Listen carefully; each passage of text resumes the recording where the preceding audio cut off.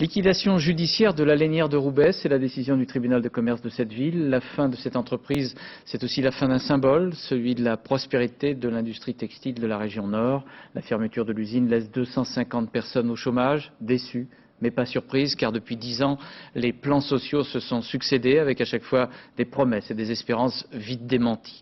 Au début du siècle, la lainière employait 7000 personnes. À la fin de cette année, on fermera les portes définitivement. Reportage Anne Mourgue et Patrick Verstrom. La lainière, c'était mon travail, c'était ma vie, mon mari aussi. On était à deux dans la lainière, et comme beaucoup d'entre nous d'ailleurs. C'est notre vie, c'est ce qui fait continuer notre vie de toute façon. Entre Brigitte et la lainière, 25 ans de vie commune. En quelques mots, le tribunal de commerce a scellé le destin de l'usine de Roubaix. Le tribunal, après en avoir délibéré, prononce la liquidation judiciaire de la SA Nouvelle Filature Lainière de Roubaix.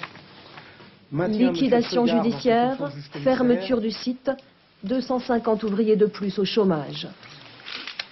J'ai 4 salaires, j'ai 5 enfants, qu'est-ce que je vais faire? La lainière, présentée après la guerre comme un modèle de réussite. Un modèle qui reçut même en 1957 la visite de la reine d'Angleterre. L'entreprise compte alors 7000 salariés, fabrique 90 millions de pelotes de laine par an. C'est le règne du pull-over fait maison et des chaussettes qui gratouillent.